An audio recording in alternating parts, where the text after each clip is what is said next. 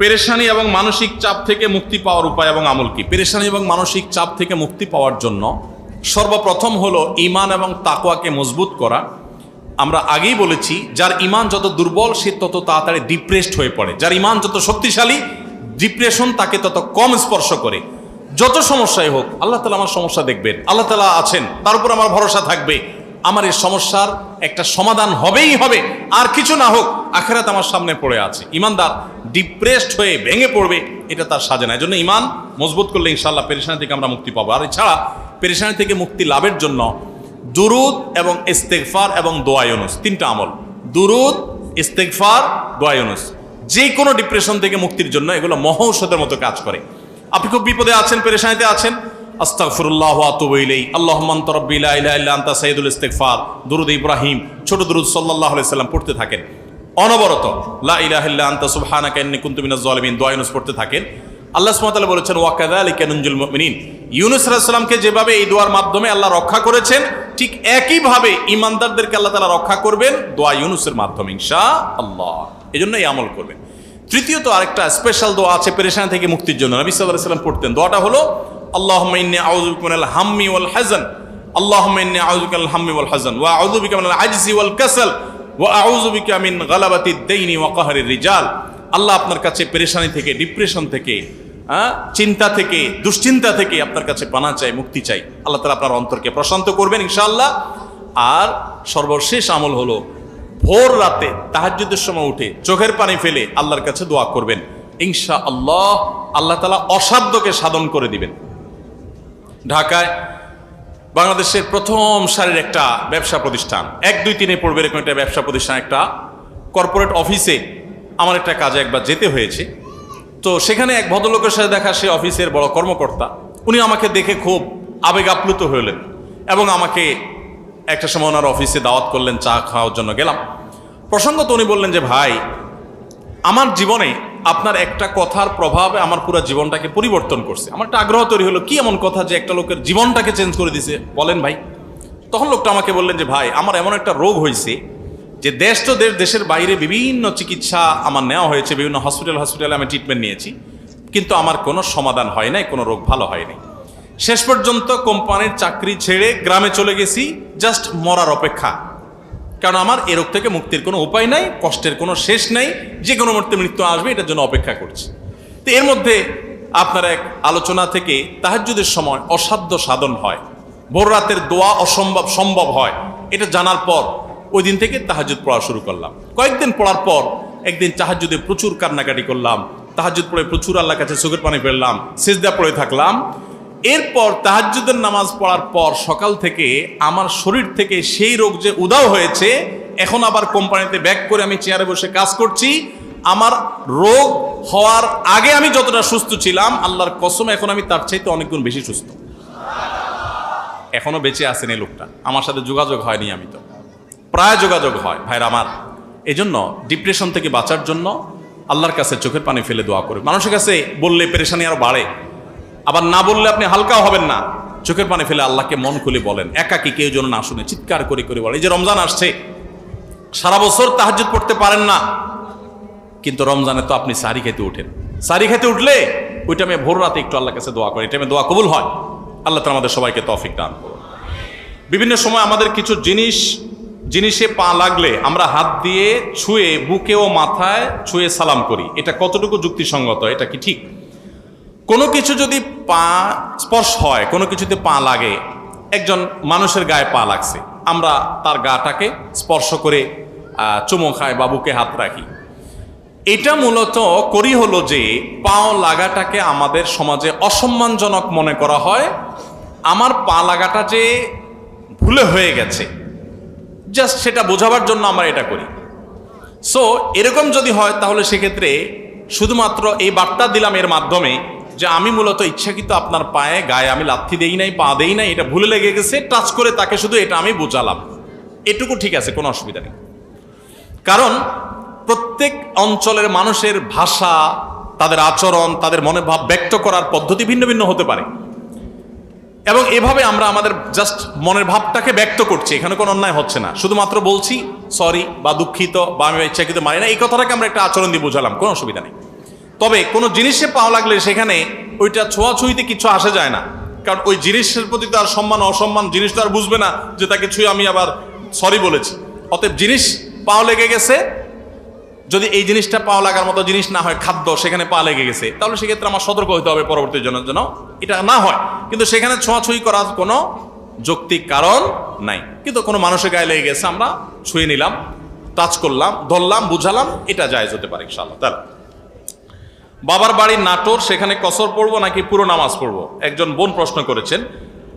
মেয়েরা বাবার বাড়িতে গেলে সফরের নামাজ অর্থাৎ কসর পড়বেন না পুরো নামাজ পড়বেন? এর উত্তর হলো যে মেয়েরা বিয়ের পর স্বামীর সংসারে যখন চলে আসে এটা তাদের স্থায়ী ঠিকানা হয়। বাবার বাড়ি তখন তারা সেখানে গেস্ট এবং মেহমান হিসাবে যান, বিধায় সেখানে তিনি কসর নামাজ পড়বেন।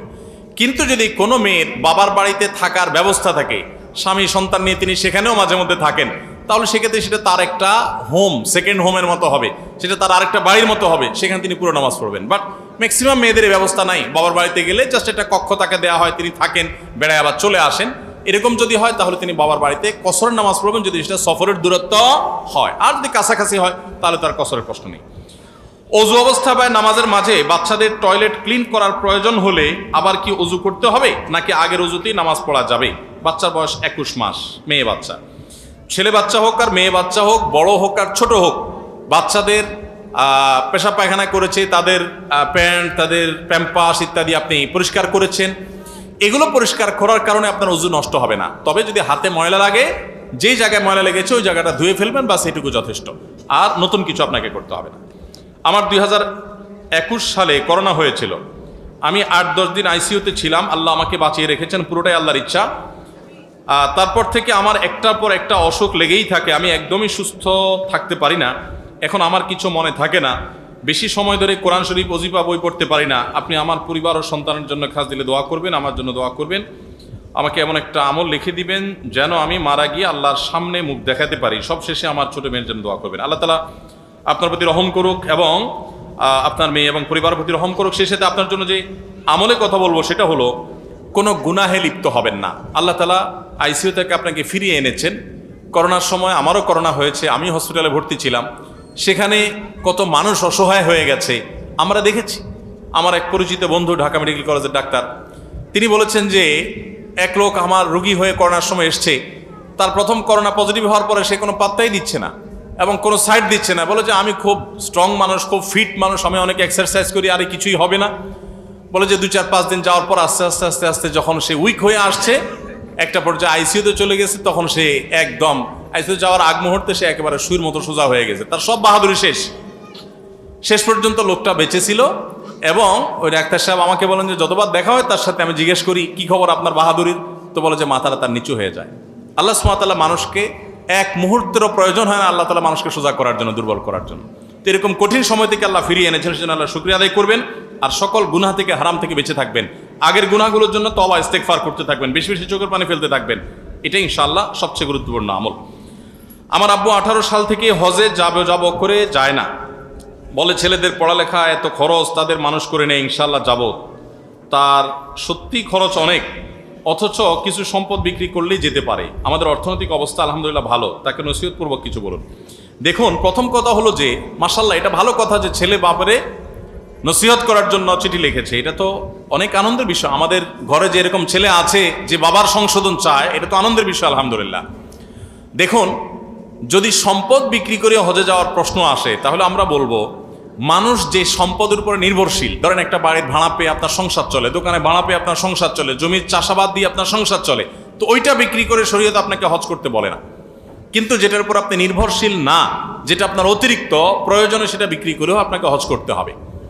আর ছেলে মেয়ের খরচের জন্য, অন্যান্য খরচের জন্য আপনি লক্ষ টাকা খরচ করতে পারেন মাসে, কিন্তু হজের জন্য আপনি টাকা জমাতে পারেন না, এটা অবশ্যই দুর্ভাগ্যের ব্যাপার। আমাদের কাছে দুনিয়া প্রাধান্য পেয়ে যাওয়ার কারণে এই দুরবস্থা হয়।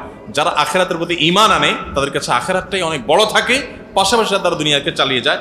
অতএব এরকম মানুষকে আমি বলবো, কোনো আল্লাহওয়ালা, কোনো নেককার মানুষের সোহবত, কোনো আমলদার মানুষের, কোনো আব্দে সালেহ বা নেককার আল্লাহওয়ালা মানুষের সোহবতে তাকে বেশি বেশি নেন। ইনশাআল্লাহ আশা করা যায় তার ভিতরে দুনিয়ামুখিতা কমবে এবং দিনদারিতা বাড়বে।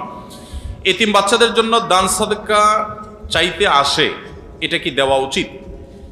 এতিম বাচ্চাদের জন্য দান সদকা যারা চাইতে আসে, এটার একটা রূপ ঢাকায় আছে, যশোরেও আছে আমি জানি। সেটা হলো যে কিছু বাচ্চা কাচ্চা ছেলে ফেলেকে পাঠায় দেয় বিভিন্ন এতিমখানার রসিদ দিয়া, কাগজপত্র দিয়ে। তারা এসে বলে আমরা এতিমখানা থেকে আসছি, আমাদের কোরআন শরীফ কিনতে টাকা লাগবে, আমাদের খাবারের টাকা নাই। এসে ঘরে ঘরে তারা নক করে, আসেনি? এদেরকে পাইলে তাদেরকে তো আর কিছু বলা উচিত হবে না। বাচ্চাদেরকে ধরে একটু ভালো বুড়া খাওয়ান আর বলেন যে তোমাদের হুজুরে ফোন করো, একসাথে যত টাকা পয়সা সব হুজুরে দেব। এরপরে হুজুর আসার পরে তারা বসে ভালো করে সাইজ করেন, আর এটা হুজুরের বিজনেস যদি হয় তাহলে তাকে আইনের হাতে সুপর্দ করে দেন। কারণ এদের বড় একটা অংশ ফ্রড, প্রতারক। তারা এই বাচ্চাগুলোকে পুঁজি হিসাবে ব্যবহার করে এবং এটা ইসলাম এবং মুসলমানদের জন্য অপমানজনক। আমরা আমাদের আসুন্নাহ ফাউন্ডেশন থেকে ইয়েতিম লালন পালন করার জন্য ইয়েতিম আমরা খুঁজে পাই না। খুঁজে পাই না মানে কি? এতিম যারা আছে বিভিন্ন মাদ্রাসায় তাদের স্পন্সর আছে, স্পন্সর নাই এরকম এতিম আমরা খুঁজি। আমরা সার্কুলার দেই প্রতি বছর যে সারা দেশে যত এতিম আছে, যারা অসহায় আছে, তারা আবেদন করেন, তাদের শতভাগ স্কলারশিপ, তাদের সকল খরচ খরচা আমরা বহন করব আমাদের এতিম ফান্ড থেকে। তো সেখানে প্রপার এতিম পাইতে কষ্ট হয়ে যায়। আর এখানে এতিম খানা পায় না, দুয়ারে দুয়ারে খানা আর কোরআন শরীফ কিনতে টাকার জন্য যায়। এদের অনেককে আমি ধরেছি এবং তাদের হুজুরদের ফোন দেওয়ার পর সদুত্তর দিতে পারে না। এদের অনেকেই প্রকৃত অর্থে হুজুরও না, জাস্ট লেবাস লাগাইছে, এই বাচ্চাগুলো দিকে তারা বিজনেস করে। অতএব অনেকে আমরা মনে করি না, সরলতার কারণে বিশ্বাস করি না। বিশ্বাস করার কোনো কারণ নাই। বিশেষ করে আপনি অবিশ্বাসও করার দরকার, আপনি খোঁজ খবর নেন, আপনি চেক করেন সন্দেহ হলে। তবে এটা ঠিক, ফালা তানহাদ, যারা মানুষের কাছে চায় তাদেরকে ধমক দিতে আল্লাহ নিষেধ করেছেন। বিদায় তাদেরকে, বাচ্চাদেরকে আপনি ধমক দিবেন না, কিন্তু নাটের গুঁড়োগুলোকে খুঁজে বের করবেন যে কেন আল্লাহর দ্বীনকে তুমি অপমান করছো। বহু মাদ্রাসা আছে, সেখানে ইয়েতিমদের ফান্ড আছে, তহবিল আছে, গোরবা ফান্ড আছে, সেখানে ভর্তি হবে। প্রয়োজনে হুজুররা যাবে তাদের কালেকশনের জন্য, বাচ্চাদেরকে কেন পাঠানো হবে? এই বিষয়ে আমাদের প্রত্যেকেরই সতর্ক হওয়া দরকার এবং দায়িত্বশীল ভূমিকা রাখা দরকার। যাদের জাকাত দেওয়া ফরজ, তারা জাকাত দেয় না, তাদের নিয়ে কিছু আলোচনা করেন। জাকাত যারা দেন না, সম্পদ সঞ্চয় করে রাখেন, আল্লাহ কোরআনে বলেছেন ইয়াউমা ইউহমা আলাইহা ফি নারি জাহান্নাম ফাতাকুয়া বিহা জিবাহুহুম ওয়া জুনুবুহুম হাযা মা কানাসতুম লিআনফুসিকুম ফাযুকু মা কুনতুম তাকনিজুন। আল্লাহ বলেছেন কিয়ামতের ময়দানে যেই সম্পদ আপনি জাকাত না দিয়ে সঞ্চয় করেছেন, এগুলোকে জাহান্নামের আগুনে, এই সম্পদগুলোকে পাত বানিয়ে উত্তপ্ত করে এই জাকাত আদায় করে না যে সেই ব্যক্তির কপালে, ললাটে, পিঠে, পার্শ্বদেশে ছেক দেয়া হবে আর বলা হবে যেই সম্পদ গুনে গুনে সঞ্চয় করেছো, জাকাত দাও নাই, আজকে সেই সম্পদের স্বাদ ভোগ করো। আল্লাহ তাআলা আমাদেরকে হেফাজত করুন। জাকাতকে নবী সাল্লাল্লাহু আলাইহি ওয়াসাল্লাম বলেছেন কিয়ামতের আগে একটা সময় আসবে যে জাকাতকে মানুষ জরিমানা মনে করবে, এটাকে অর্থদণ্ড মনে করবে, লস মনে করবে, যে এটা দিয়ে দিলাম আমার তো কোনো ব্যাক আসবে না। এটা কিয়ামতের আলামত যে মানুষ এটাকে জরিমানা মনে করে। মনে রাখবেন, জাকাত কখনো লসের প্রজেক্ট না। আপনি যেটা জাকাত দিয়েছেন আপনার আখিরাতের অ্যাকাউন্টে জমা হয়ে গেছে, এটা আপনার কেউ নিতে পারবে না, বিনিময় আল্লাহর কাছে পাবেন। সো এটা আপনার জন্য লসের কোনো জিনিস না, এটাকে জরিমানা মনে করা অনুচিত। তো যদি আমরা বুঝতাম তাহলে জাকাত আমরা কেউ দেওয়া থেকে বিরত থাকতাম না। জাকাত ইসলামের ফরজ বিধান শুধু না, ইসলামের নামাজের পরে যেই রোকনের গুরুত্ব সেটা হলো জাকাত। আমরা আমাদের দেশে সাধারণত বলি নামাজ রোজা, সাধারণত আমরা বলি নামাজ রোজা, আসলে হওয়ার কথা নামাজ জাকাত। নামাজ জাকাত না নামাজ রোজা? নামাজের পরে রোজা আসে না জাকাত আসে? আল্লাহ গোটা কোরআন জুড়ে বলেছেন আকিমুস সালাহ ওয়া আতুজ যাকাত। নামাজ কায়েম করার পরে আল্লাহ জাকাতের কথা বলেছেন, কিন্তু আমরা বলতে বলি কি নামাজ রোজা। রোজা তো 3 নম্বরে, 2 নম্বরে তো জাকাত। তো জাকাতের ব্যাপারে আমরা অনেকে উদাসীন। আমরা নামাজ পড়ি অনেকে, কিন্তু জাকাত দিতে চাই না, কারণ নামাজ পড়তে পয়সা লাগে না, রোজা রাখতে পয়সা লাগে না। বন্ধু কয়েক প্রকার। কিছু দোস্ত পাবেন যে আপনার জন্য ও মুখ দিয়ে ফেনা তুলে ফেলবে, পারলে গায়ে গতরে খাইটা দিবে, টাকা পয়সার কথা বললে সে বলবে দোস্ত আমি তো সরি। আবার কিছু আছে এর উল্টো, যে তার অনেক টাকা পয়সা আছে, সে বলবে দেখো ভাই আমি সময় দিতে পারবো না, টাকা লাগলে কিছু নিয়ে যাও। আছে না নাই? আবার কিছু আছে যে মুখে শুধু ফেনা তুলবে, টাকাও দিবে না, সময়ও দিবে না। আরেক প্রকার আছে না নাই? আরেক প্রকার বন্ধু আছে, টাকা লাগলে টাকা দিবে, আবার গায়ে খাটা লাগলে গায়েও খেটে দিবে। তাহলে 4 প্রকার হলো। মানুষও এরকম, মুখ দিয়া বলবে আমি ইমানদার, নামাজেরও খবর নাই, জাকাতেরও খবর নাই। মুখ দিয়া বলবে ইমানদার, নামাজ রোজা পড়বে, জাকাত ঠিক মতো দিবে না। আবার কিছু লোক আছে ইমানদার হয়ে সে নামাজও পড়ে আবার জাকাতও। এরা হলো আল্লাহ তাআলার প্রকৃত বান্দা, আসল মুসলমান। সে জান মাল সবকিছু কোরবান করে। আল্লাহ তাআলা আমাদেরকে তৌফিক দান করুন।